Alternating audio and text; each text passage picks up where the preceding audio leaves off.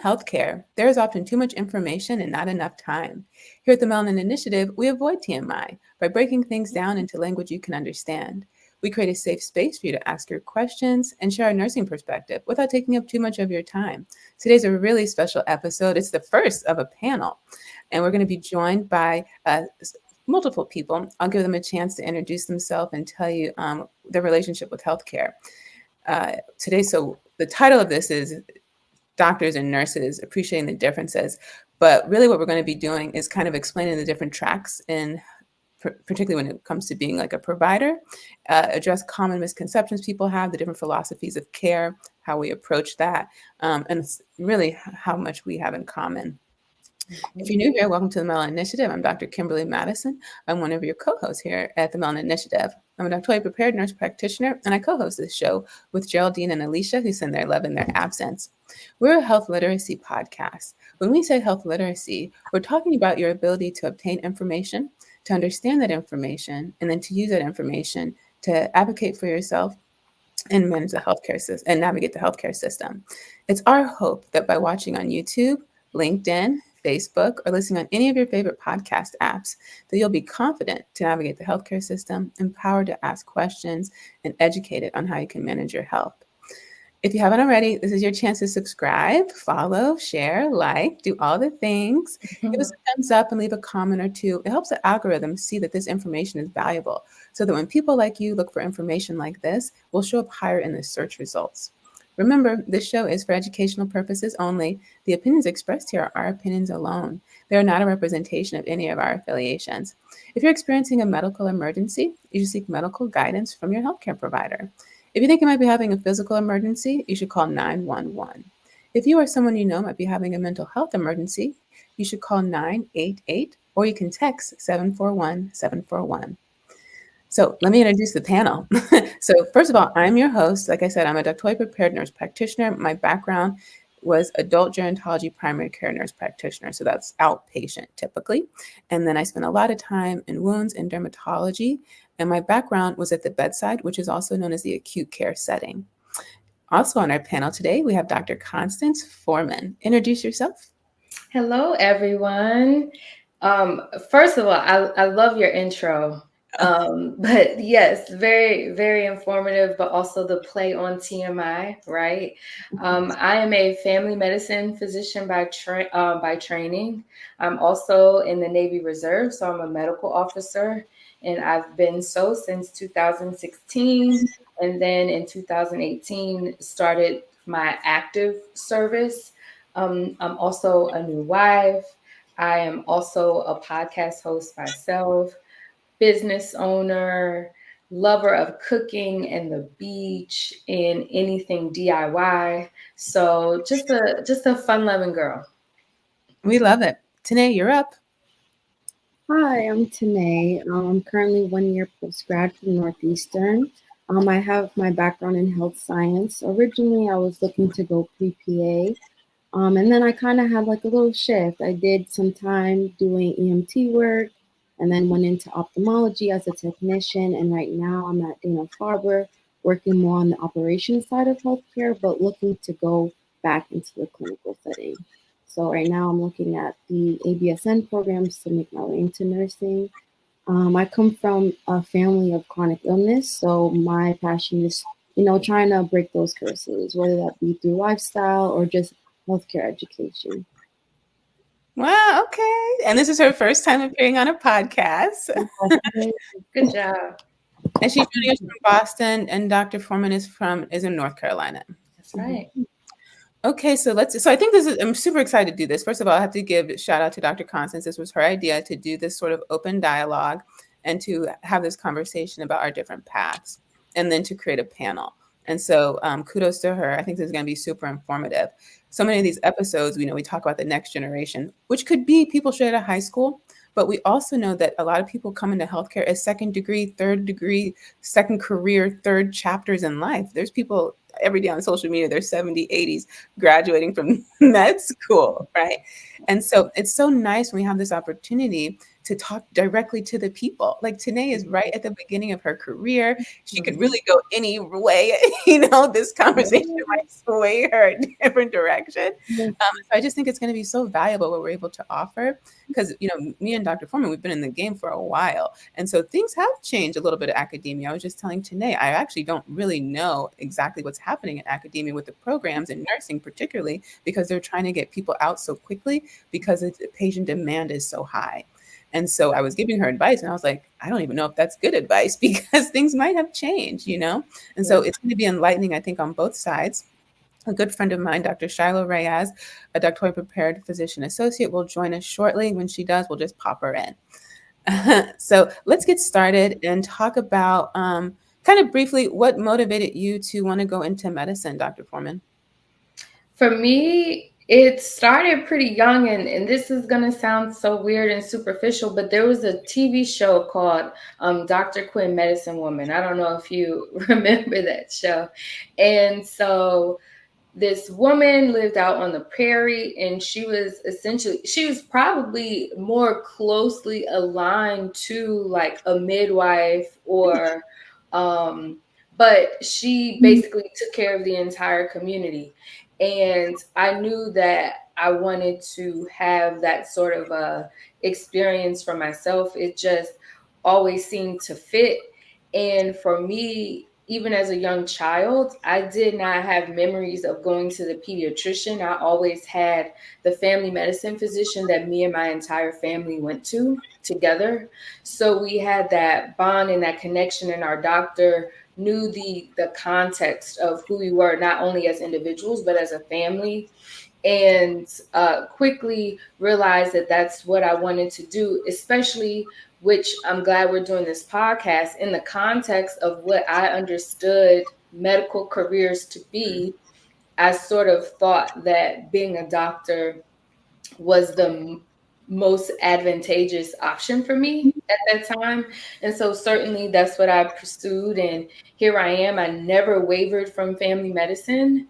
And I am happy about it to this day, because living in a smaller community like Wilmington, North Carolina, I literally went out for lunch today and saw a patient out and about. The people that I treat are literally members of my community, so I can't escape it. And that always feels good to not only be aligned with someone professionally, but literally grow with them, mature with them and their families. That's beautiful. And then what motivated you to go into the Navy? For me, being in the Navy, it started as pretty much honoring my family. So my godfather is a retired master gunnery sergeant in the Marine Corps. And the Marine Corps doesn't have their own doctors. And so people don't always recognize that the Marine Corps is actually a department of the Navy. And so the closest I can get to being a Marine from the medical side would be being a sailor. Hoorah, shout out to my dad who retired from the Marine Corps. And then you just said something I was going to say about that. Well, it will come And I back. can say from like another side of that is, initially it started as pursuing the health professions scholarship program that the military has, and it just didn't work out for me. I even applied to Uniformed Services University of Health Sciences, which is in Maryland, where I grew up. And I interviewed, didn't get in. And so deciding to go into the reserve was like that three's a charm situation. And I like it in the sense that I have more flexibility. I can live wherever I want and then do my military time where they ask me to go, versus the other way around. I just have to go where they want me to go and fill in my life as I can. So from that perspective, it's worked out. And what about financially? Has it been a big benefit for you? I would say, from, if I had to be honest, and please everybody take this as you will, as a physician in the Navy Reserve, I'm doing it because I want to. there are secondary things that I think about as far as life planning. As an example, insurance is very expensive here in our country, and serving a weekend once a month and 2 weeks a year to have some of the best healthcare that our system has to offer, I think is a small price to pay. But from like a day-to-day financial standpoint, I make more money at my private practice than I ever would as a military physician. Thank you. That was really insightful. Yeah. And Teneh, what about you? What inspired you to want to get into the healthcare industry? Honestly, I was sitting here thinking about that, but I feel like it's something that I've always been gravitated to since I was younger. Like I remember watching Gifted Hands. I don't know if you guys know that movie. Oh, well, it's about a famous neurosurgeon, and just Oh, like so, since I was younger, I swore I was going to be a surgeon. I used to tell everyone, I want to be a surgeon, I want to be a surgeon. But I think thinking back, it was really just the healing aspect of it, especially me being the oldest of six. I've always just had that nurturing nature with my family, and also coming from my background of parents from Haiti and Sierra Leone, where healthcare is a privilege. And my nana used to always tell me how back home, like the maternal death rates were so high, and not everyone is privileged enough to have a doctor. So if I could be a doctor and help back home, like it was just such a big thing. So I feel like my first initial like passion for healthcare did come from my family, and then going through school I just felt like those classes interest me the most. Like I gravitated to the biology, to the anatomies, figuring out why the body works in the way that it does was just always my interest. So now, me getting post grad, I feel like I had a space where I wasn't sure if clinical was the path for me. I kind of was in between like public health, because we talked about before we started this how sometimes healthcare isn't what you think healthcare is. When it comes down to like treating, it's very interesting how things work and the business sides of it, and that kind of discouraged me. I wanted to have more of like a community impact, so I was like, do I want to do public health, or do I want to, narrow down to specific, diasporas and stuff like that. So that's when I took a step back from clinical care and went into operations. But operations still wasn't where I wanted to be, but it gave me a step away to kind of dive down and figure out what I wanted to do. Yeah, so it looks like TV had a big influence on all of us Yeah.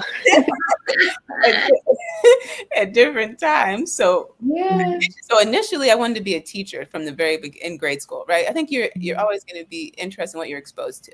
So in grade school, you see teachers every day. I want to be a teacher. I wanted to be a Marine too, but my dad had other opinions about that. They always do, especially for their daughters. Exactly. Yeah, he talked to my brother about it. He wasn't interested. I said, "You're talking to the wrong one. You need to come over here because I'll listen." And then it transitioned to computer science. But before I even went to college, someone was like, "No, the trend is IT." So I changed my major to IT, did it for a semester, hated it, and then I sat down with my because it just wasn't a good fit. And so then I just said, what would I do if I could do anything without limiting myself to time, age, or money?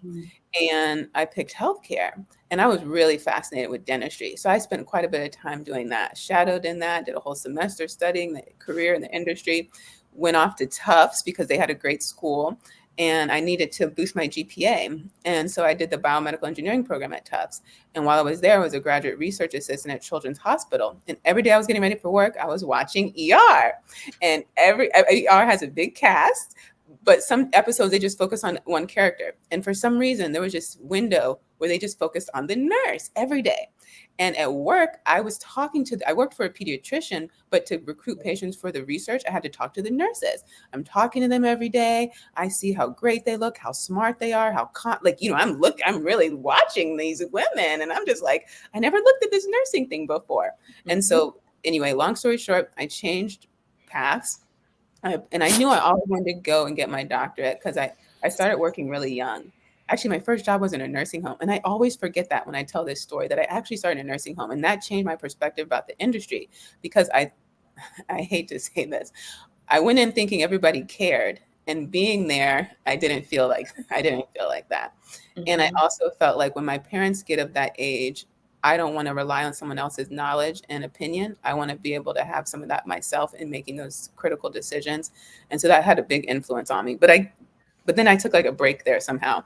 And then, so I always forget that part of the story. But my first job in a freshman in high school, and I applied for so many jobs, and they would always tell me no. I heard no so many times. I said, I'm going to go all the way to the top of my education so that I can hear no less often, right? So I picked a doctorate program before I ever picked a nursing program. And my first degree was in biology. So I was a second degree student going back, did the BSN to DMP, which is 6 years. And yeah, that finished not too long ago. My grandmother was a nurse. We have lots of nurses in the family, but I'm telling you that now, but as a kid, that wasn't like part of my everyday thoughts. It wasn't something we sat around the table and talked about. No one said you should go into healthcare. None of that. It just came from those experiences in in ER and the hands-on experience, that clinical, that hands-on, really getting to see that. So that's how I got in. That's my story. So let's talk about the education in terms of like how long it takes, what it takes to apply. So let's start with you, Dr. Foreman, and then we'll work around. Sure. So it's interesting because, as you mentioned, everyone has the freedom to take different paths to get to the same end destination. But to break it down in the simplest form, you have to have a bachelor's degree. So a bachelor's of arts, bachelor's of science. Of course, there are certain science and math prerequisites that you have to have, which we were sort of, you mentioned this earlier, but I could not tell you all of the current prerequisites. I would have to look that up, but certainly it's physics and calculus and biology, biochemistry, organic chemistry are the basic ones. And then you might have some nuances from school to school, additional things that they might want. And then medical school itself is 4 years of training. But the interesting thing about how medical school is done, the first 2 years are class based, and then the second 2 years are more patient care focused. So you have rotations through different parts of the hospital, different clinics, i.e. different specialties. So you have your core specialties, and then you also have the option for electives. And then during those first 2 years, you're also doing a lot of standardized patients. So in most medical schools now integrate clinical care into your bookwork. So whatever you're learning from the clinical side, you're applying it with the bookwork. So your module with your standardized patient will be focused on the cardiac exam if you're learning the cardiac physiology, right? So, and then of course, like I said, you get electives. So one of my electives was pathology. I had the opportunity to do autopsies as one of my electives as well. And in pathology, we were able to get the breast mass resection, right? Take it straight to the lab, freeze it, slice it, put it on the slide and be able to see it. So things like that, again, more of the behind the scenes. If that's not your specialty, you may never get to see that, right? So I wanted to see something that maybe I would never see again. And then after you finish your 4 years, you have to go to residency. But during that entire trajectory, you're deciding, okay, what specialty might I be interested in? Because once you decide your specialty, you have to apply specifically for that specialty. Sometimes people cross apply, but the challenge with that is remembering you have to interview also. And these interviews, you have to finance getting there, right? So if you have the pleasure of 5 interviews, that could be 5 drives, 5 plane tickets, whatever the case may be, to go interview at those programs. And of course, being prepared for them mentally and emotionally. And we have a thing called the match day. And the easiest way to describe that is like NFL or NBA draft. So similarly to how you see them on TV waiting in a room, patiently for their name to be called. We get an envelope, and at a particular time, we are released to open that envelope, and it has the contents of where we're going to go. So the system knows where you're going to go before you just know where you applied and where you interviewed, and then the system takes its course from there. And then residency is between 3 and 7 years. The minimum is 3, no less than 3. And then the 7 is more of your surgical subspecialties. And then depending on if you want to do additional training, you could have a longer period of time in fellowship to get additional expertise in any particular field. Family medicine now has a lot of different fellowships that you can do that are generally 1 year. So you can do your base 3 years in family medicine, but then also do a women's health fellowship, especially for physicians who want to work in more rural areas and deliver babies. That's a good option for that, to get that additional training. We have sports medicine, we have geriatric, we have pain medicine. Those are the main ones. They now have like lifestyle medicine as an option for a fellowship that can be done with any specialty really, but it's usually going to be your family medicine and internal medicine that would do that. So many options. I feel like I made the best choice doing family medicine because you see pediatrics through geriatrics. So literally I can see entire families, which I do. So Friday I saw a 8, 10, and 11-year-old all in one appointment. That's stressful. I don't recommend it to do on a regular basis, but it happens. But then I also see their parents, right? So it just makes it fun to, again, just like the experience that I had growing up, to be able to know, okay, I know kind of what's going on with mom and dad. So I know what to be aware of for the 3 children. So yeah, that's the basic rundown of the medical education. And so of course, during that, most often you're dedicated to just school, because certainly it's difficult to do a night shift at the hospital as a third-year medical student and then also have a job. So it can become challenging financially for some people because most often you're living off of student loans.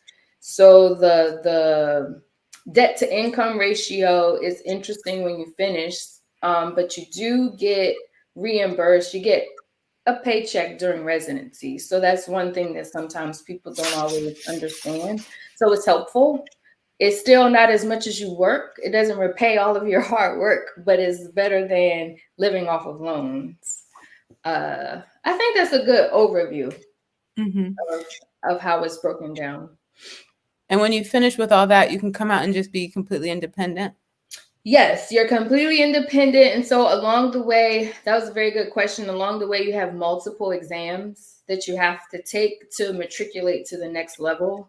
So we have step 1, 2, and 3 that you have to do during your undergraduate medical education. And then you have a board examination for your individual specialty. And of course, all of those vary. I'm only aware of family medicine. So it's just a test, like you go to your Prometric site and you take a test.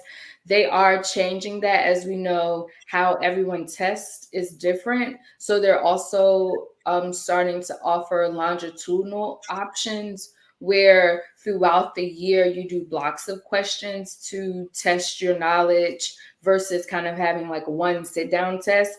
And I know just because I have multiple friends in OBGYN, they have a written test and an oral board that they have to do before they can get their license and practice. So it's quite a bit of education and clinical experience that's integrated into your education before you can even go out and practice independently.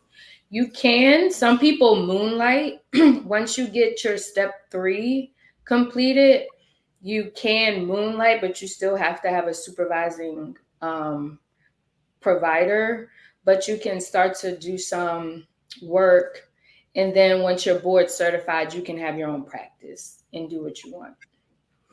And then after you're done, do you continue to take board exams or Yes, for family medicine, it's every 10 years. 7 or 10. I haven't gotten there yet. I believe it's 10. I haven't taken my second one yet. I've seen some doctors not like that, and there's kind of a push out there to change that. Have you heard anything about that? Well, I think that's one of the reasons why the American Board of Family Medicine is adjusting to this longitudinal opportunities, so that you're not having to actually go to a testing center.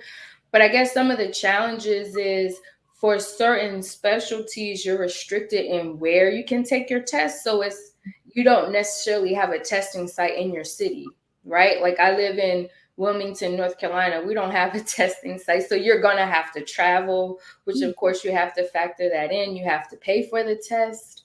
So I'm sort of torn, but I would say as a provider, if you are safely and effectively treating patients every day and have even 1% of caring, then you would constantly be checking and rechecking to make sure things haven't changed as far as standard of care.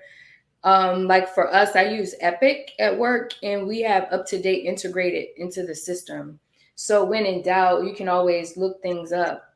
So I understand why people are pushing back, but to whom much is given, much is required, right? And I don't see it as a slight to retest, because I want to do whatever they think is safe for patients. Although I think we can all agree a written test, it does not necessarily correspond with how you practice and what your knowledge is. Because what's so-called standard of care, what people might say you do on paper, is not real life. So that makes a difference as well. We've all had to do things and figure it out for a patient because they couldn't afford a medication, or, things weren't accessible to them. So what standard of care is, right, because insurance doesn't want to cover that medication because it's not FDA approved, blah, blah, blah, is different from what we actually do in practice, right? So I think that's also one of the pushbacks. You learn a lot with just working with patients. Yeah, and I know from my PA friends that they've also changed their tests so that it's also spread throughout the year too. Mm-hmm.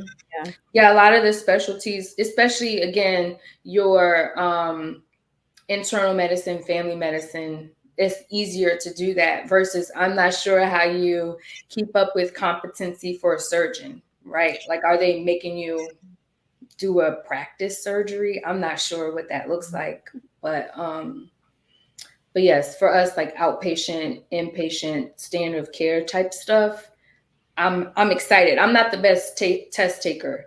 That could be a whole different podcast as far as educational experience. But so I'm excited that they have the longitudinal option. Yeah, me too. So yeah, and so our audience is a little bit familiar with what you just described, because we have a few series going on to provide this kind of awareness and education. One of them is called Becoming a Physician with Clarence Sams. He's now a second-year medical student. Yeah, I heard part of it. Yeah. Charles G. University, which is HBCU, and he started the dermatology interest group there. He spent his summer at Stanford. And so each semester he's been kind enough to come on and let us follow his journey so we can learn that way too. And shout out to his dad, who's no longer with us, but he was a nurse practitioner. Yeah. He so said he had a family of nurses. I didn't listen to the entire podcast, but yes, I've listened to some of it. Yeah. Yeah, so we're so proud of him. But yeah, so in nursing, there's so many ways to get in. And so some people start even in high school, they might get like a CNA license. So it could be like clinical nurse assistant, clin tech, patient care tech. I've heard a lot of different titles based on like the state. But people can start in high school. They can start right after high school. You can start with the LPN. There's a vocational nurse one. There's an associate degree where you get your RN. And so as an RN, you can literally start working just like that. I met some students yesterday, but there's been more of a push, especially if you want to work like in a hospital setting, to get a BSN or a bachelor's of nursing. And those programs, as Teneh is going to tell us, can vary from being 2 years to 12 months. It varies on the school. And then now they also have programs where you can literally get all the degrees within that one application. And again, the years can vary based on that program, how it's designed, whether you go spring and fall or you won't go through the summer. It can vary so many ways, but basically you have your RN, then you can go back and get your master's. And at each level, you have to take an exam and get licensed to your state. And you have to maintain that licensure. Each state is different. Sometimes it's once a year, sometimes it's every 2 years. Then when you go on to the master's level, surprise, a lot of nurses don't know you don't just have to be an NP. This is one of the reasons me and Dr. Foreman are doing this episode, is because everyone's taught as a little kid about doctors and nurses, and we will both tell you that they're wonderful choices. The thing is, they're not the only choices. There's so many careers in healthcare that take up less time, less debt, less stress, less time away from your family, more quality of life, better satisfaction, that have nothing to do with direct patient care. And so we're hoping through this platform, we're able to bring attention to that. So I talk to nurses all the time who don't know that their only option, they say they get tired of bedside. Oh, I'm just going to go be an NP. First of all, that is not a reason to pick a career. And second, it's not your only option. So when you do go to the master's level, you can pick nurse practitioner. You can also pick executive leadership, and you can also go into academia. Some go on to get their master's. Some jump right into entrepreneurship. Some go through the military. Some practice law. Like the sky is the limit. And so when it comes to the nurse practitioner route, you have to pick different population focus. So like I said, I do adult gero, and that's primary care, but there's also acute care. So it's a nurse practitioner working in a hospital setting. So typically, if that's the route you pick, if that's your program, it is a bit challenging to then get a job in an outpatient setting because all your training was in the acute care setting. So you really do have to kind of know what you want to do before you start that program. It doesn't mean you can't go back. In nursing, we have 1 million certifications, and you can do those routes. And so that is how some people do it. So you can do adult primary, adult acute. You can do family nurse practitioner. That's what Geraldine does. There is anesthesia. There is women's health, and pediatrics. I should have looked at all of them, but there's different ones. And then after that, you can be done.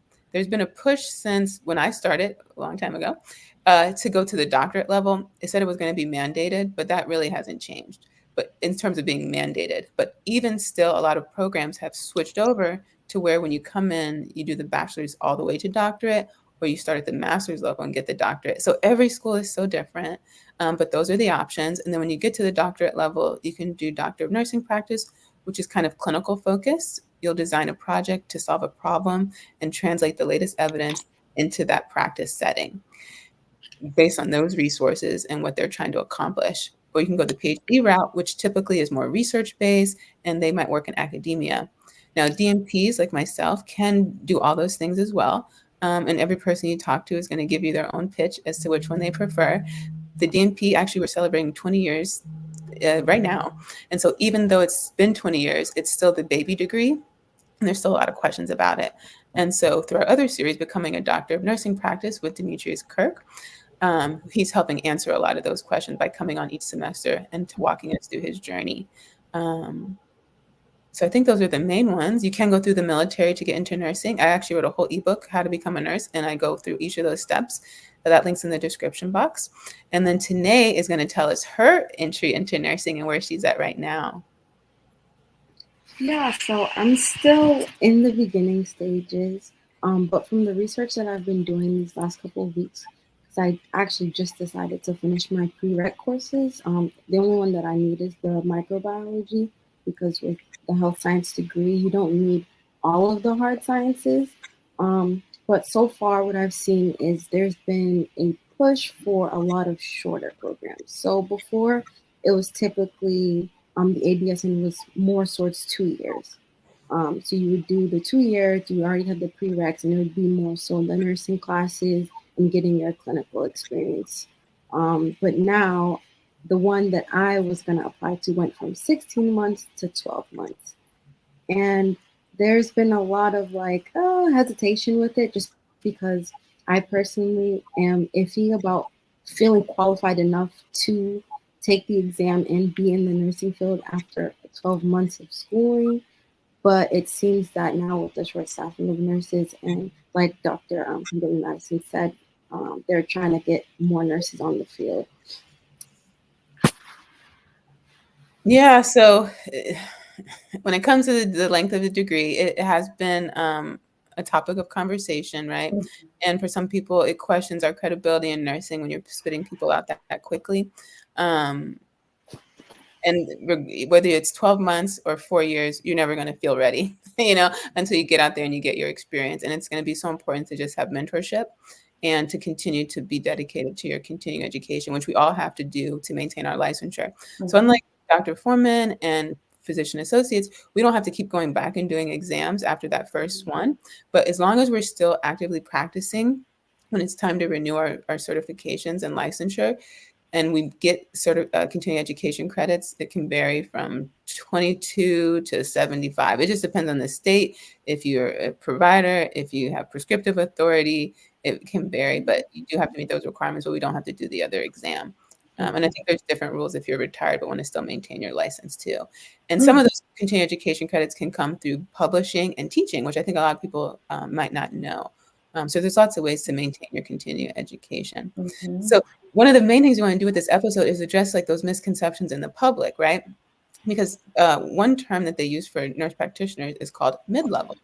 And so in the nurse practitioner field, we're really trying to not use that term anymore because it gives a false impression to the public.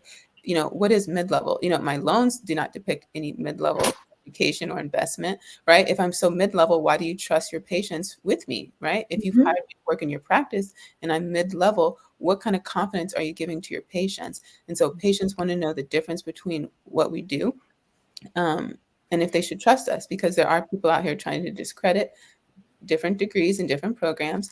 And so we're just here to provide information and let people make the decision as they will. And so, Dr. Foreman, I wanted to ask you, what's a common question you get from your patients when it comes to the different roles in terms of nurse practitioners and physician associates? Honestly, people don't typically ask a lot of questions. More of the concern that they have, or more of what I see as a physician, is working against some of the stereotypes. I think generally what happens, and I guess I don't disagree totally, but it's usually someone who has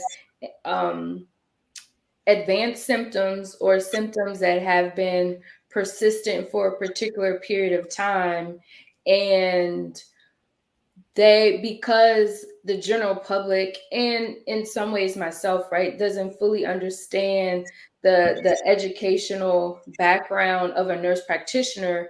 If they go to a cardiology appointment and the first person they see is a nurse practitioner or physician's assistant, sometimes there is a concern that the level of understanding and experience isn't there. And so I don't get a lot of questions. It's more concerns, I guess I would say. And of course, every practice does things different. But what we have learned in the beauty of the different advanced care providers that we have is that, like you mentioned before, the time that you're educated and the burden of the student loans, just how long you have to wait to get your full paycheck, helps decrease the burden of the healthcare system, right? And I think, just to have, make sure that the conversation is candid. Part of the challenge is when you have, from a public perspective and from a physician who did 7 years of direct patient care training, right? Is you have someone who went through school, maybe didn't have any bedside experience, and then they want to open up a practice. And so, like you mentioned, Teneh, there is a level of mentorship. After all the schooling I did when I first went into practice, I was still nervous. right? You never feel fully ready, but I have my colleagues that I can ask. It's a lot different to go full-fledged into a private practice as a solo practitioner, and that's, I think, where people take pause. Yeah, I definitely agree with that. And even in the nursing field, you will have a wide range of opinions too, particularly, especially, and I think they're most strong for people who practice for a long time before they got their degree, and even continue to practice their nurse practitioner, degree, and then practice even longer before they started a practice, right? So 20 years they've been in healthcare, and then they start their own business. Those people tend to speak the loudest when it comes to that, right? Sure, yeah. I think those are all valid, right? And then we also have the whole, if they're pushing, like the nurse anesthetist program is now a doctorate program, right? So now we have doctors, and even myself, nurse practitioners and PAs, we have doctorate degrees. And so now you also have the question of, now you're calling yourself doctor in the clinical setting, and that's a whole conversation because they feel it's confusing to the patient.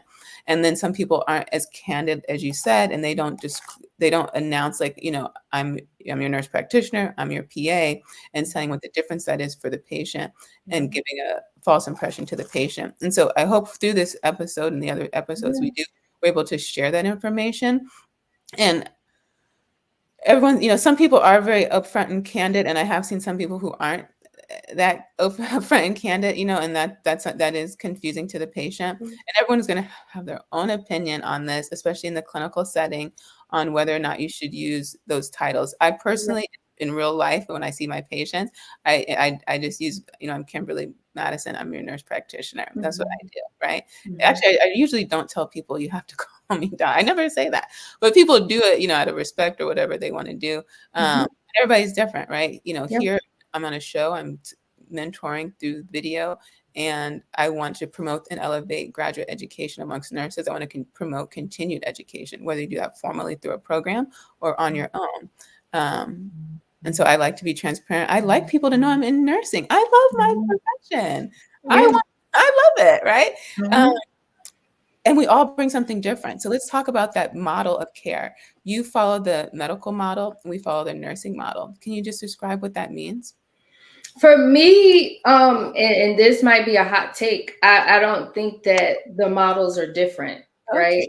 Our goal is to treat patients with evidence-based medicine, with compassion, and putting their needs at the forefront of the process.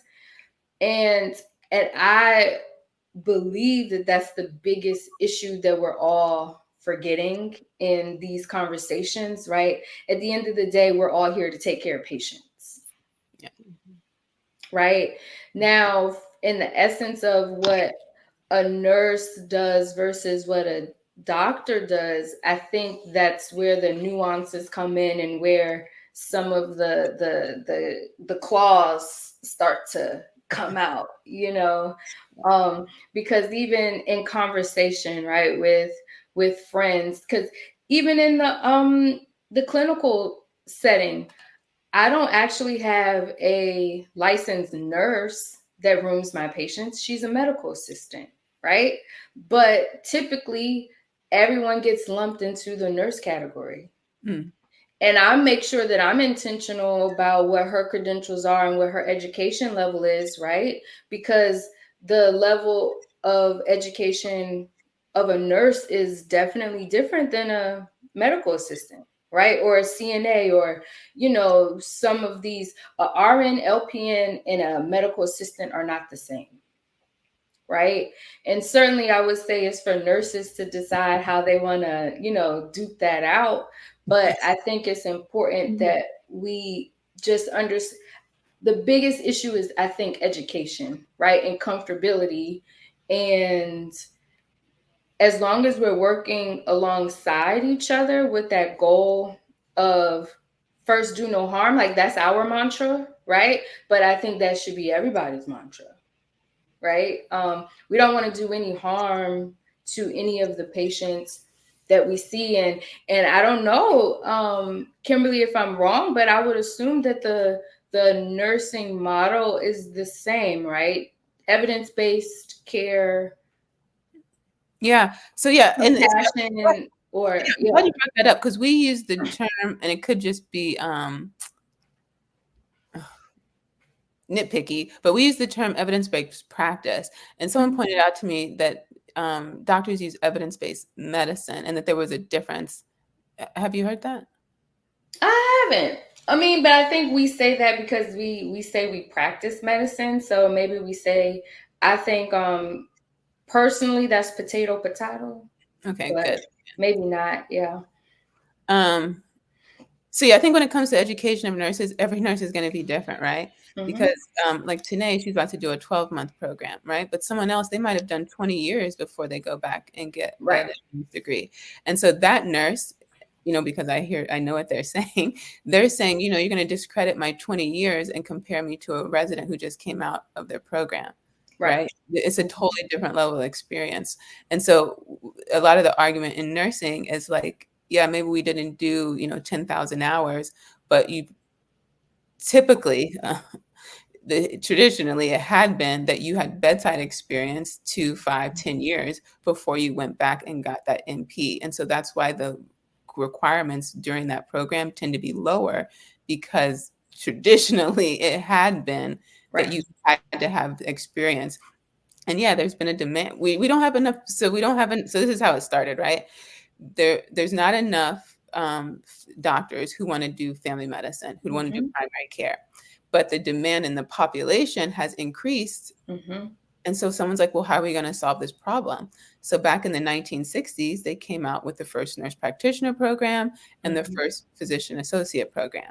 So we came in to try to help mitigate some of that patient demand.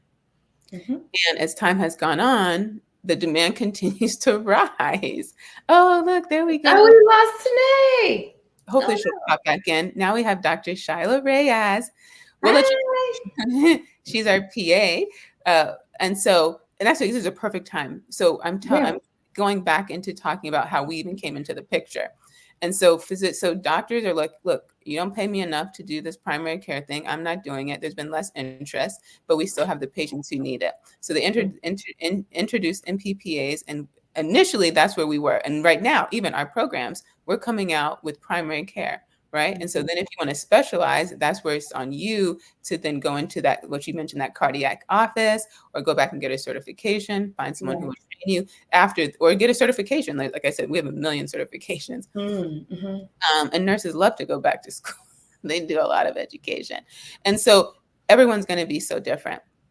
Dr. Shaylo Reyes, turn on your mic. Tell us where you're coming from and what influenced you to go into medicine.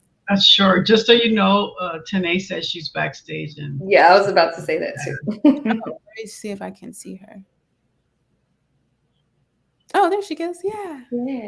Welcome back, Teneh. Hello. Okay, so Shaylo, if you will, introduce yourself. Tell us where you're coming from and what motivated you to become a PA. Sure. First of all, it was so good to hear all of you guys' stories and background, and listen to you guys talk about where you come from and where you are today. It's just awesome to hear. My name is Shaylo Reyes. I'm originally from New York City. I'm now in Charlotte, North Carolina. North Carolina. Yeah, I heard you were in Wilmington, so I was like, oh, that's about 4 hours from here. It's not too far. Not too far. I when I was a kid, I grew up, in New York City, poor. My parents are from the Dominican Republic. I'm first generation everything. My parents migrated from the Dominican Republic, worked whatever jobs they could, to help our family grow. And so the love of medicine came from watching my parents struggle with language, struggle with good health care, trying to find providers that spoke the language, because the providers that they did have, the doctors that were available, were all, American. So, it was tough to as a young girl, trying to translate for my parents all these medical things that I have no idea what was going on and what they were talking about. But of course, I wanted to be a doctor ever since I was a little kid. And what I didn't realize is, I didn't have the best education growing up to come against the things that I would come against when I went to college. I'm a first generation to go to college. I went to college with this idea of wanting to become a physician, and my grades were just not there. So I decided to change my major from just regular biology to biology and cytology. And I worked in the lab. I was a cytotechnologist for years. So when I finally understood how to study and how to learn and learned all those things, I was like, well, I want to go back to school. And I said, if I go back to medical school, I'm not going to be done for at least 8 years. So at the time, I had a PA who was my provider, and I was talking to her about wanting to get back into medicine. I was tired of sitting behind a microscope, and I was really bored, and I missed like patient contact, because when I was in college, I also did phlebotomy, and so I always enjoyed being around patients. And so she was like, well, just look into PA school. And I was like, what the heck is that? Or what is a PA? Or what do they do, And so I did my research. I started shadowing her. And, PA school is obviously much shorter than medical school. And, I would be just finishing medical school and finishing my residency now if I would have went to medical school. I'm 42, and I was like, I didn't want to wait. Nothing's wrong with that. I get it.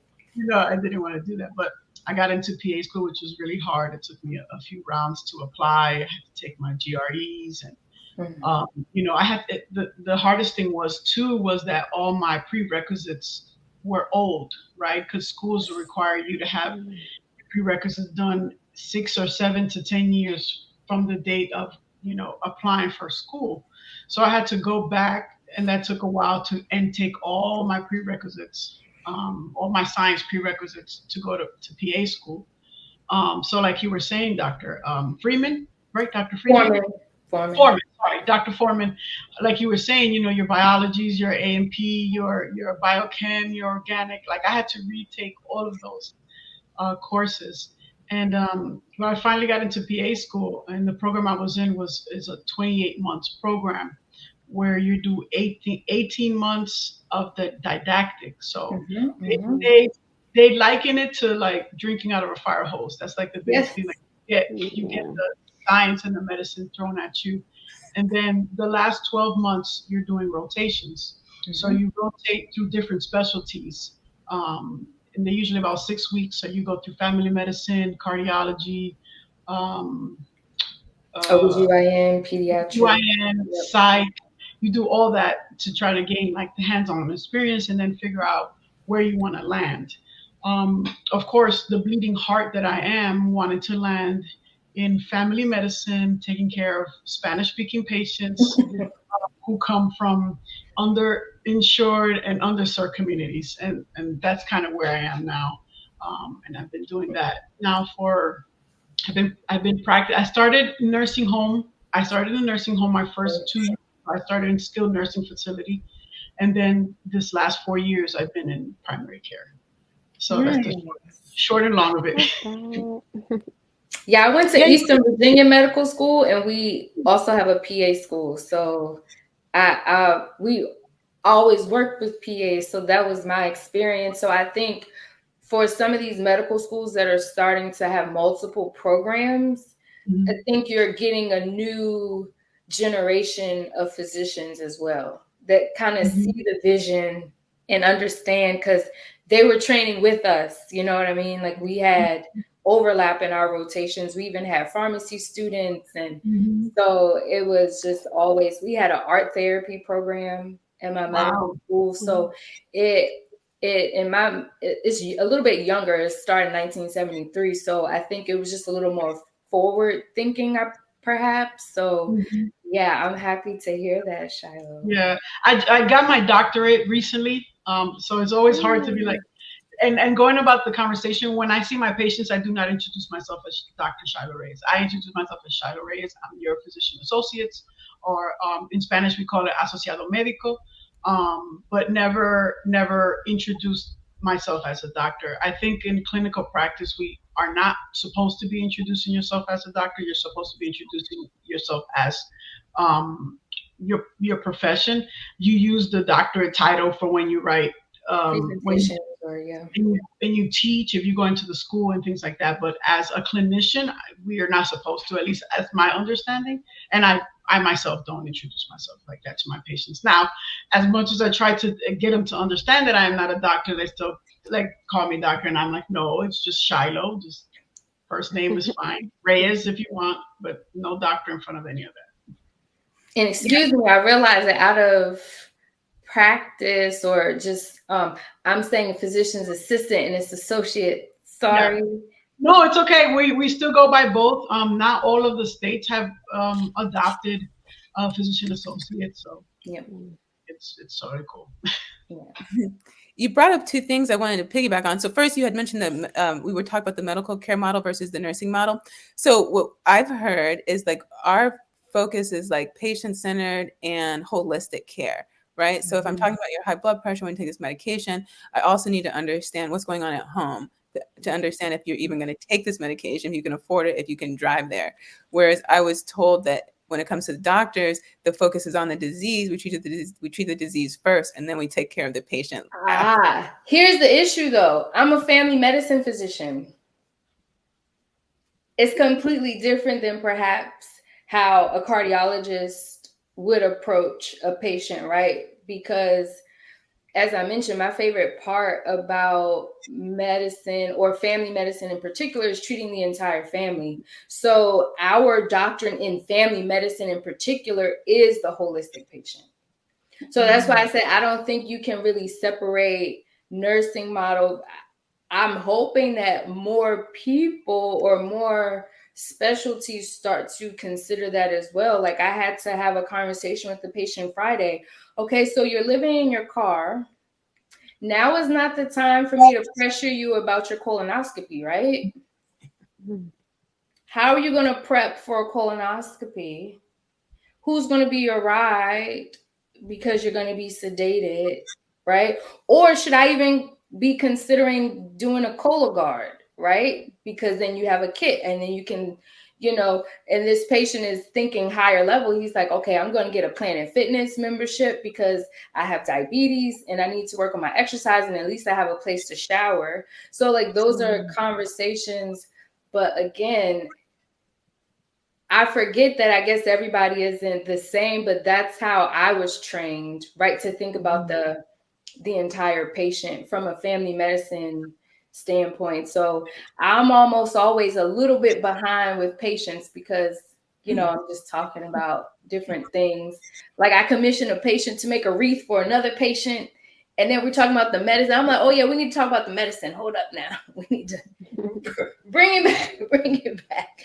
So I sort of forget that everyone doesn't have the family medicine experience where I had to deliver babies and,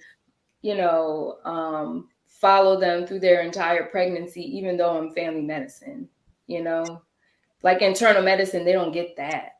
So they're not seeing the full scope in their training, and we're outpatients. So we're thinking about that too. Like, how are they getting to the appointment?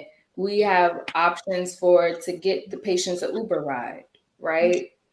We'll sit on the phone and, call and it's a smaller, Wilmington is a little bit smaller than Charlotte. So, sometimes we're like, if I have to take a few moments and drive you home, I guess that's what I have to do. Like, you know what I mean? But that's not everybody, So I forget about that part. Yeah, I guess that's how I practice, is patient-centered. That's how our family medicine programs are based. Yeah. And then you brought up the time factor. And I've heard a lot of nurses talk about this too, right? So nursing, in my opinion, nursing tries to make it accessible. If you want to get in this industry and help people, they're going to try to work with you, knowing you have a family, knowing you have children, knowing you have other things going on. And so I feel like they have tried to make it more accessible in that way. And yeah, there are a lot of nurses who are like, look, sometimes they have the grades, maybe they're super smart, but they don't want to invest the time. And maybe they can't afford to invest that kind of money either. And so a lot of people have chosen nursing for that reason, right? They just want to keep their life going. and they don't want to spend all their life in school, right? But they still want to end at the same place that you mentioned, is to help people, right? And at the end of the day, for me, my experience has been that we all take care of the same patient. We all solve the same problems. And at the end of the day, the patient gets the same experience. Either they listened to me and they cared and they helped me, or they didn't. Like it doesn't matter what the title was or the education. It's all about that patient experience and what they walk away with. I'm actually surprised that we're not seeing more PAs. It seems that conversation is sort of like in the far distance. It's always this like MD versus NP, but then the PA's just chilling in the background, like, we about to just go to work and mind our business. They come to everybody's dinner. Yeah, no, actually, there's been a lot of back and forth between PAs and the American Medical Association right now with the title change. Yeah, title changes and how they feel about how we're practicing and things like that. So I hate that there's even any type of contention, because I think we're all here to serve the patients, and that should be everybody's goal. Where I work, there's NPs, there's PAs, and there's MD. We have one MD, everybody else APP. So it should just be we're there for the same goal, just taking care of the patient. That's it. That should be the bottom line. Yeah, at the bedside, I never really felt any of that. It wasn't until I became an NP that I heard about trying to discredit us, that they don't want us practicing. Like all of this part, I feel like in school you're protected from that. Even getting your education, the whole program, the whole time you're in school, they're like, keep going back and get your education. Then you get it, and now you're out here defending it. So it's been such a culture shock for me personally, is it's like, man, I thought this was a good thing. And now I'm out here defending it all the time. So yeah. Teneh, what questions do you have for us? You have 3. Look, you have all of us here. This is awesome. So many questions. Quickly, and you brought it up for me too, Dr. Foreman, is that you're used to the PA being in the same program with you. You both follow the same medical model. And it's my opinion that I spend so much time learning how to do the nursing thing. Yes, I know doctors exist. Yes, I know PAs exist, but I don't know it to the granular level, the detail that I've learned since I've been out here in the world, right? Now I've learned a whole lot more about everybody's route, the stress they go through, the hours they put in. But when I was doing my route, when I was doing my training, I'm just focused, right? And it really, if it wasn't for me doing this whole social media thing and being involved in organizations, I don't know that I still would know. Because you know what you know, and then you're practicing and you're in that circle, that wheel of going to work, seeing patients, coming home, going to work, seeing patients, going, so you really don't learn. And so it's really, in my opinion, it's like, okay, I went to school with you. We went to the same school. We follow the same model. I understand that so much easier. So I have more questions for that nurse and NP who went to a different school, who follows a different model, who my initial interaction with was this nurse at the bedside who took my orders. And so now you're trying to be that same person, and now you're trying to take care of this same patient and be independent and be a provider. But you're that nurse who took orders from me when I was a med student, when I was a resident. So I understand. And that, I feel like that's where a lot of since that was the first impression, it never changed. I see. And nurses, I can appreciate that perspective too. And I guess part of the challenge, or again, the nuance of the conversation is, because you mentioned the conversation of, okay, a nurse that has 20 years of experience, of course, is going to have a different level of understanding of the healthcare environment as a nurse practitioner, right? But then some people would argue it's a difference executing the orders and seeing how things go versus knowing the nuances of the physiology and anatomy and all that. So yes, you did some of it, right? But it's not equivalent in the type of education. So the experience is helpful. And I tell one of the nurse practitioners that works in my practice, worked in he's a bit older than me, but then he also worked in the ICU prior to becoming a nurse practitioner. And then he covers our inpatient service.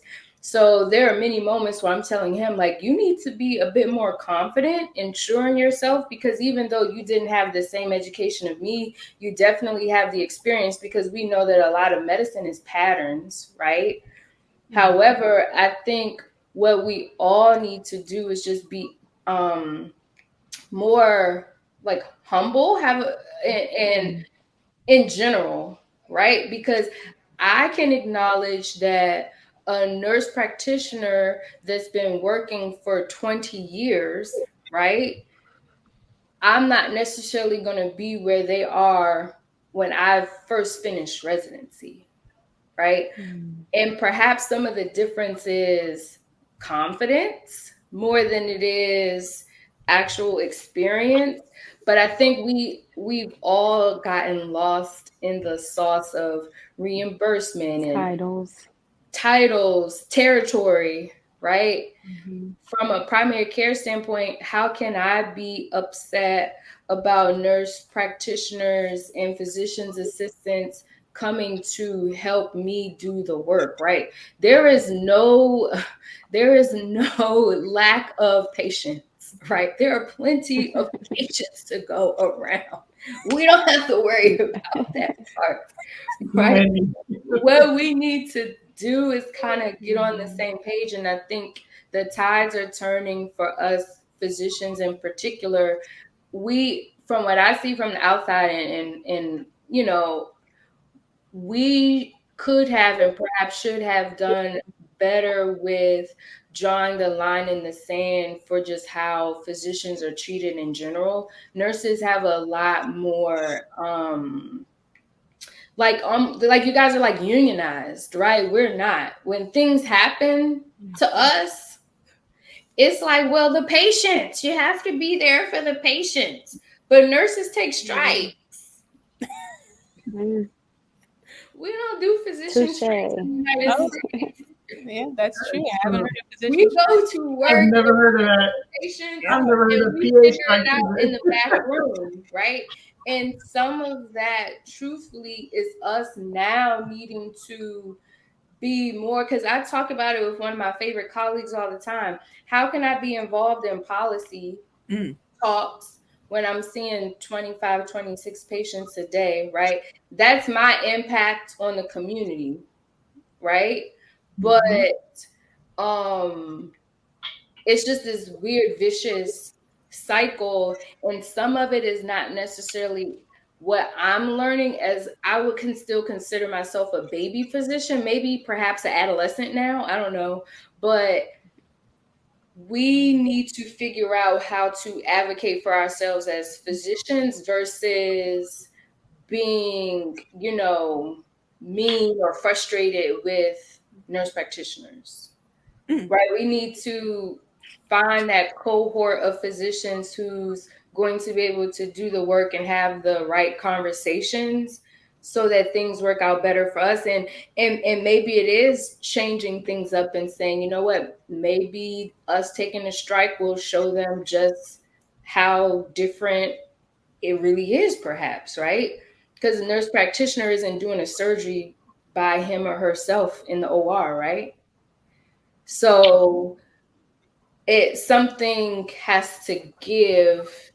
And I think sometimes from the primary care standpoint, we kind of get, in general, I would say physician, PAs, nurse practitioners, medical doctors in the primary care setting are just at the bottom of the medical totem pole, right? Because we're not making that big revenue.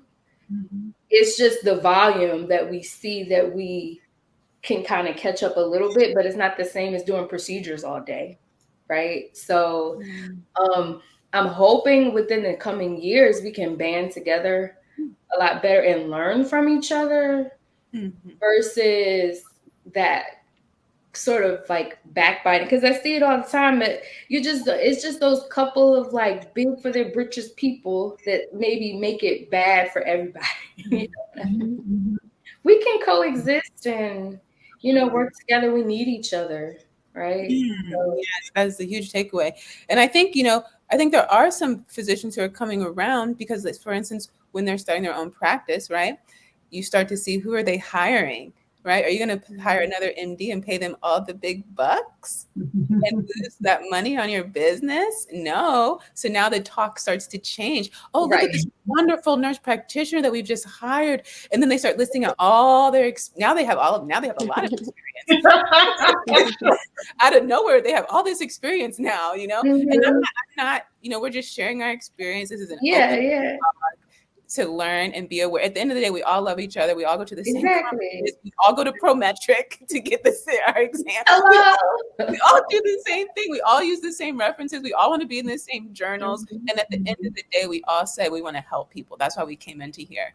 And because of life, maybe I only have 12 months to dedicate because I need to be home and take care of my kids because my husband's already in a program or already overseas, or I'm taking care of my parents, like a million things, or I'm first generation. I can't afford it. My parents barely made it here. We're barely making it. I only have 2 years to do this, or whatever. Everyone has my love bug says everyone has a sad story, you know, like no one needs to hear mine, you know. And so, you know, at the end of the day, we all have our sad story. We all have the TV show that influenced us, right? And now we can even watch. What was your Did you have a TV show? No, I used to watch like Grey's Anatomy and ER, but I don't feel like that truly influenced the reason why I went to medicine. But I do enjoy those shows, even though a lot of the time they're very wrong and that's not what you do, but okay. I never watched like all of those shows, but I'm like, I promise we are not having sex like that. We are. Oh my gosh, busy. Not like that.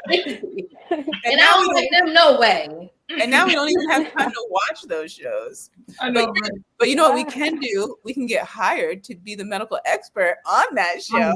That's right. They've gotten better. The medical shows have gotten better as far as the medicine behind it. They like if you used to watch like Grey's Anatomy at the beginning. Grey's Anatomy. Like you watch and you're like, they did what? That doesn't even make any sense. I don't even. Why would you give them anyway? So yeah, they're doing a lot better now. And to your point, if we do want to influence the future, if we do want to influence people like Teneh, who are at the very beginning of starting their career, we have to be, it's my opinion, you have to be involved in publication, policy, and curriculum. That will outlast whatever presence you have on earth. It will continue. And that's really where our greatest impact can be. Yeah. So Teneh, before we head out, any questions for us or any advice we can offer for you at this budding stage? Yeah, so before I ask the question, I just wanted to like make a piggyback off of what we were just talking about, but just the language between like the different categories between MP, PA, and doctors. I feel like me being a student and also now working on the scheduling side of things with the providers, I do see, well, it's gotten a little bit better, but I do see like the language towards the different categories is kind of contributing to the problem. And I just wanted to know your take on, do you think it's like now we see PAs have a shorter route versus medical school? Do you think that doctors feel a way about that and the fact that they can have their own practice the same way that they can have, if that makes sense? Like MPs can be on their own, PAs can be on their own, and doctors can be on their own, but kind of have to take the longer route to get there.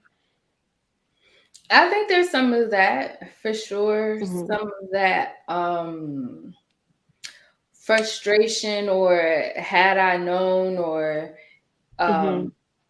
things of that nature.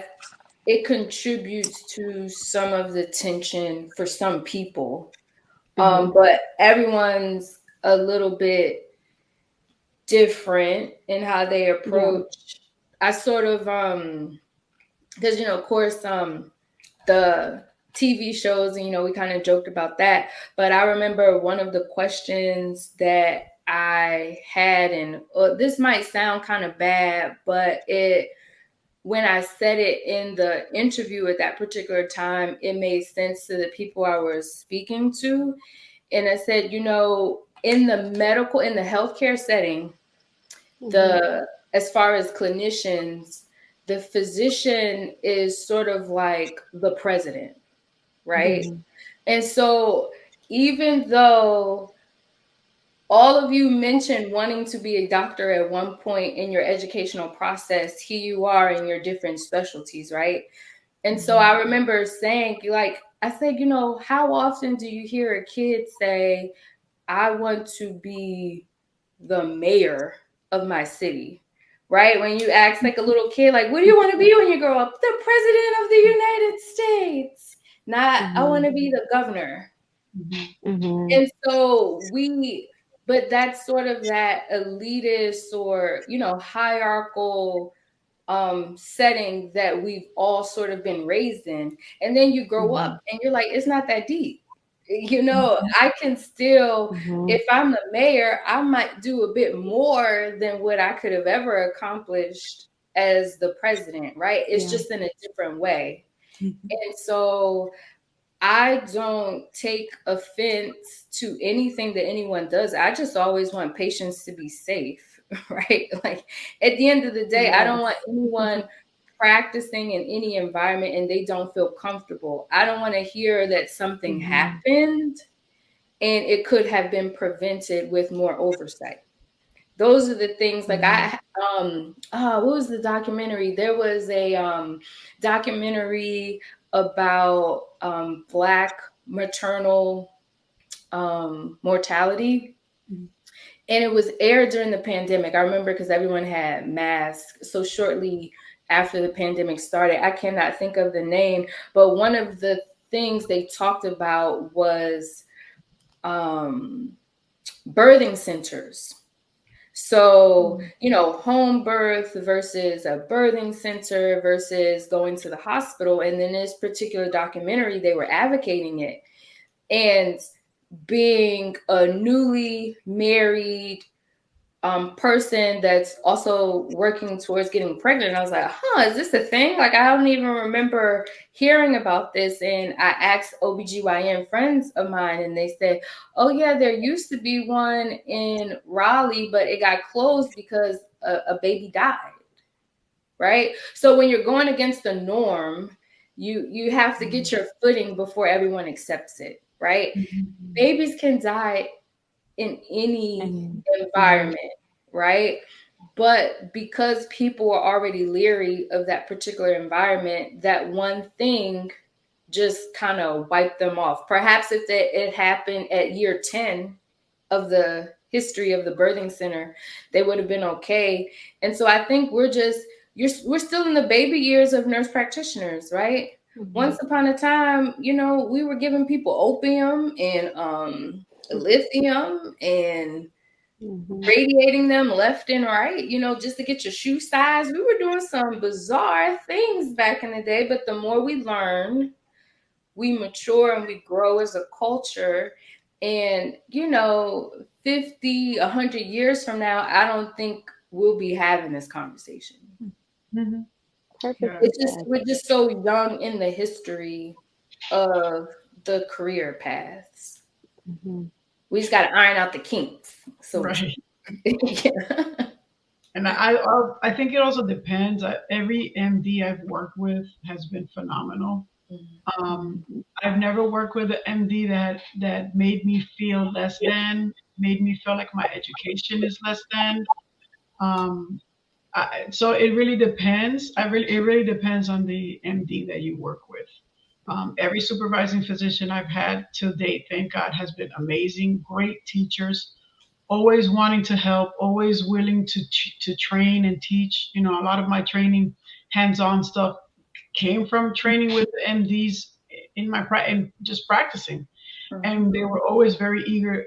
They understood that the most important person is the patient. You know, I think about a question like, you're in the OR and you have a doctor, you have an NP, you have a nurse, and you have your PA. Who's the most important person in the room? The patient getting the operation, right? That's the most important person in the room, regardless of who's in there. That is that is the focus, right? And I think that when you work with people who remember that that's the focus, you're not going to have that tension. You're not going to feel like it really is like really, it works really well. And I've been very fortunate to practice in places where everybody respects everybody. You know, as a PA, I'm always asking questions. I'm always looking to anybody, the NP there, the ND. I've worked with NPs with tons of experience, and I'm asking them questions all the time. The NDs, I'm asking them questions, you know, and it's just I don't know it all. I'm on all the time, and I go to conferences and I read articles and I do all these things and I try to stay up to date just because medicine is constantly changing and constantly changing. And you just have to remember that you are always a lifelong learner from the moment you become whatever you decide to become until you finish becoming what it is. It's always going to be learning. And I think we always have to remember that. It's constant learning. And, surround yourself with people that are going to, push you forward. And I just want to put a plug in Teneh. I feel like for the most part, in the primary care setting, we have complete synergy with how we work together.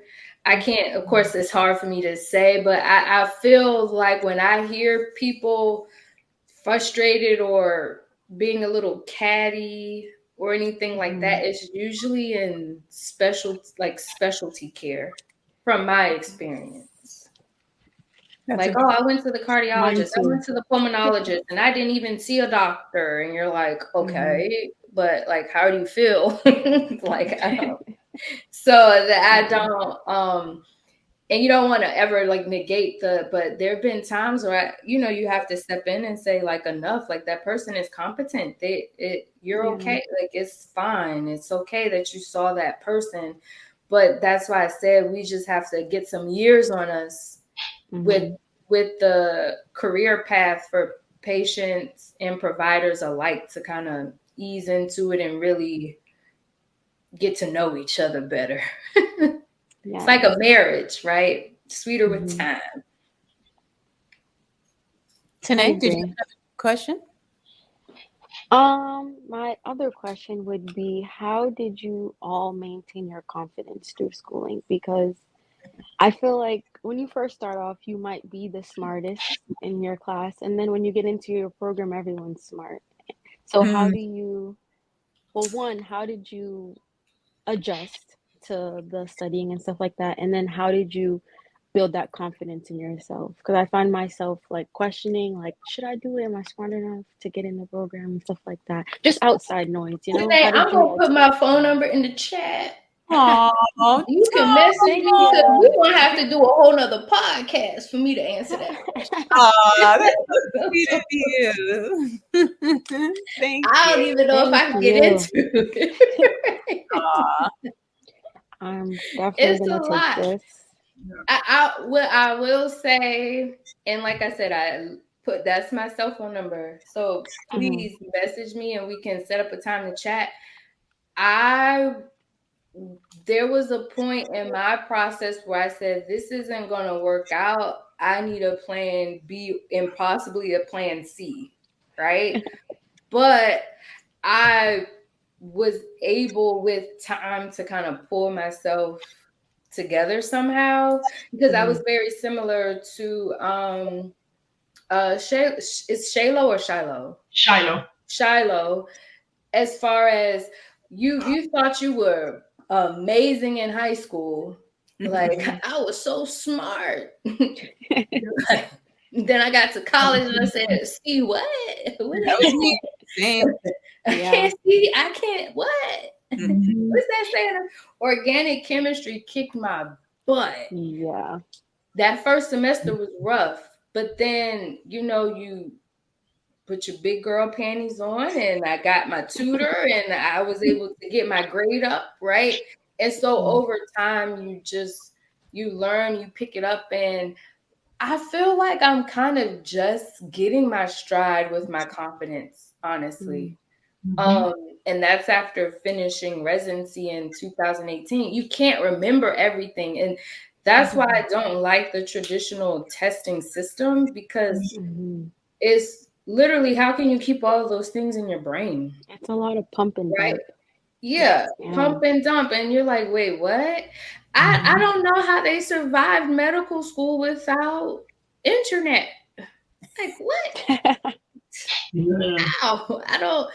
I would have been something else if I had been born before 1986. Because it's a lot. Just because even the sheer resources, right? Like I was constantly, but I will say one of the things that I think is also like a good piece of advice: don't ever feel afraid of utilizing the resources that you do have at your academic institution, because that's also showing them that if you do have a stumble, that you are still in it to win it. Because with some of the challenges that I had I not done that, they would not have taken me seriously. Especially as a person of color. Yeah. And they want their statistics to look good. But I had developed those allies early on that they were kind of walking me through, like, okay, so if this happens, then you do this next. Go, make sure you talk to so-and-so. Make sure that you go get this, like, even, and it's sad that you have to do that, but it's like strategizing for if the worst case scenario happens, to make sure that you have your ducks in a row. Because if they don't see that you try, then why would they support you through your hiccup? Right? So, so the confidence might be difficult to find some days, but mustard seed, well, that that's more of like a Christian standpoint, but all you need is a little bit, and a little bit can go a long way. I agree to all of that. I too was a great student in grade school, went to college, and totally different world. And it took me a long time to become a strong student. And in that time, I learned how to that my professors were people, regular people. I stopped being intimidated by them. I made friends with all of them. I sat up front. I communicated regularly. I took advantage of the library that had every book for free because nobody goes to the library. I took advantage of all the tutors because nobody goes to tutoring. Right. Nobody goes to the free tutor. I took all of those things that she said. I did all of that. And it makes a huge difference. And the confidence, it comes from just keep showing up every day, being in community, being in networks that will help to continue to boost your confidence, because every new level that you get to, your confidence knocks down. Kind of reset. Yeah. And if I can add, just don't beat yourself up about things. If you don't get the highest grade in the test, or if you just get enough to pass, that's okay. When you graduate, whatever program, NP, PA, or MD, no one was going to ask you what your grade was when you graduated. You're preaching now. You're stirring up something in me. That is it. So don't beat yourself up that your friend got an 87 and you got an 82. You passed. Forget about that and study for the next test, because you're going to be getting tests every week, and maybe two. You never know. Yeah, it's right. Maybe two, exactly. You're gonna have a better paper, and you're gonna have to, don't beat yourself up. Do the best that you can. Like everyone else said, use the resources available to you. Ask questions. Talk to people. And your, like they said, your confidence will grow as time goes on, and it'll knock you down a little bit, but then you'll take 3 steps forward, 2 steps back, kind of thing. And but you'll be fine. You're gonna be fine. As long as you're doing it for the right reasons, you'll figure it out. If you're doing it for money, Teneh, secretly, not so secretly, you're not gonna make it. You're not gonna make it. You really love it, and then everything will fall into place. Yeah. And just like she said, you have to take that test and move on. That's just like our patients. We might walk out of one room giving someone really, really bad news, and we have to move on and to the next one like it never happened. But we have to go home, and then we have to reconcile those feelings. And that's why it's so important to have faith, to be in community and network, and to talk your things out. Whether you're asking questions, how do you navigate this? Or you're asking questions to a therapist or someone who can help you get the tools to cope, because it is this is a stressful position. regardless of your title. We live with a certain level of anxiety because we have people's lives in our hands. And it's a real thing. It's a calling, right? And once you step into these shoes, you can leave anytime, but if you decide to stay, these are the things you will have to learn how to manage. Yeah. And get yourself a mentor. I believe strongly in mentorship. Throughout your whole career. Yes, throughout your whole career. I mentor students. PALH is our Physicians for Latino Health, Physician Assistants for Latino Health, Physician Associates for Latino Health. And I'm the chair of that organization for our mentorship committee. And we mentor students, pre-PA students, PA students, first-year students. And even if you're a veteran, I mean, I have a mentor, and she'll be my mentor until I'm done. So I really recommend mentors. Getting yourself a mentor, it helps a lot. It helps in these difficult times where you don't know what to do, because a mentor's been where you've been, and they can help guide you. So highly recommend it. You can borrow the name of the organization again. Oh yeah, tell us a little bit about PALH. So PALH is a caucus from our highest organization is the AAPA, and we are a caucus from the AAPA, and we're PAs for Latino Health. I found you. Oh, awesome! So that's our organization. We try to. The point of the mentorship program is to get as many people of color, Latinos to get into the medical field, because there's not a lot of us, right?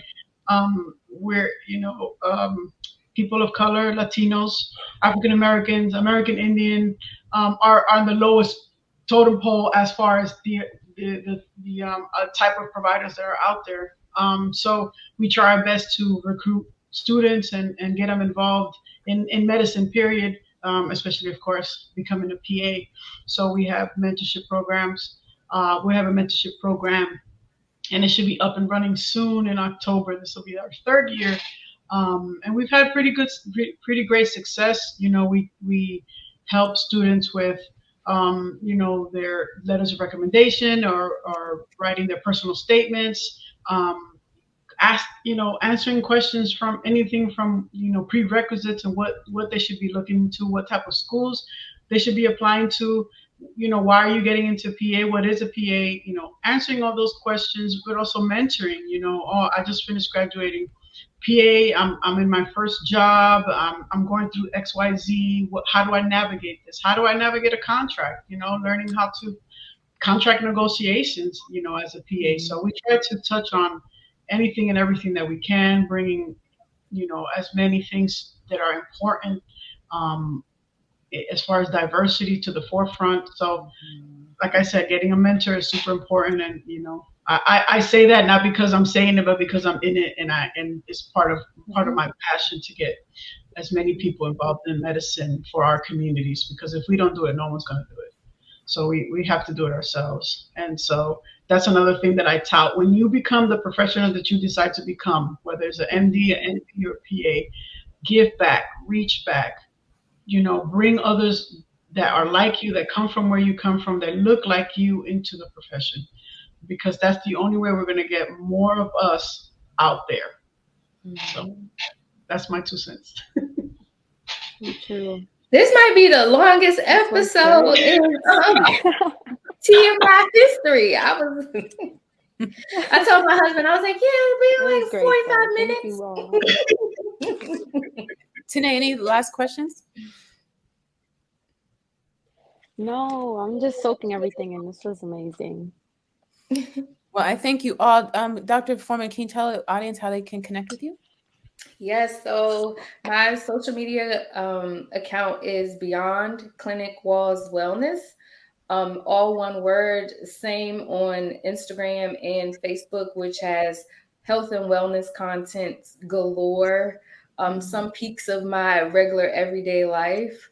And certainly the same as website, www.beyondclinicwallswellness.com.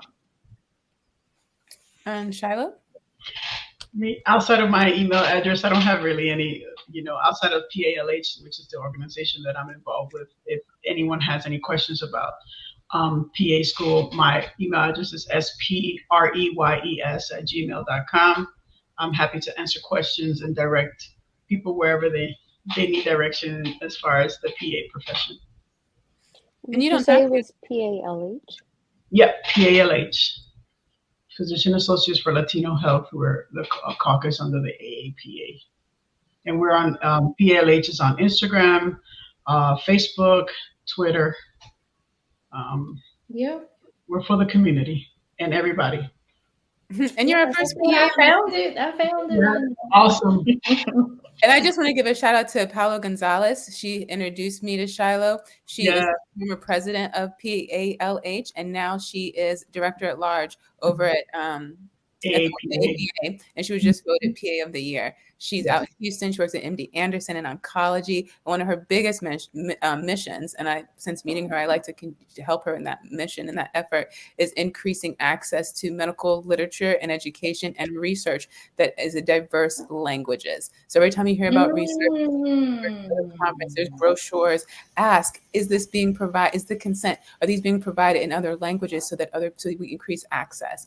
And we know that Spanish is no longer a foreign language anymore in this country, because the number of Latinos and Hispanic people that are living here now, it's no longer considered a foreign language. So at the minimum, Spanish should be one of the options when we're giving people written literature, when we're inviting people to participate in research, and there's consent forms. And so shout out to her. Hopefully I did her. Awesome. Yes. Oh, you summed it up perfectly. Well, this has been a wonderful opportunity. I can't thank you all enough for your expertise. I know you're going to not only answer a lot of questions, but also inspire people, like I said, whether they're coming right out of high school or entering this profession as a second or third chapter in life. And phenomenal. Thank you so much for sharing your number and your email. I just can't thank you all enough for this opportunity. You're always welcome back anytime. Thank you. Thank you for inviting me. Remember, everyone, you can email us your questions and show ideas to tmi.melanin@gmail.com. If you haven't already, subscribe to our YouTube channel and follow us on every social media platform. Say hello in the comments when you get there. If you will do us a favor, take the time to rate us on the Apple and Spotify podcast. Like I said, it helps you support the show, and it shows the algorithm that this information is important, so that when people like you look for information like this, we show up higher in the algorithm. At the time of this filming, we release new shows weekly on Sundays at noon Eastern on every platform. Share this information with your friends, and we thank you so much for watching. We'll see you next time. Bye.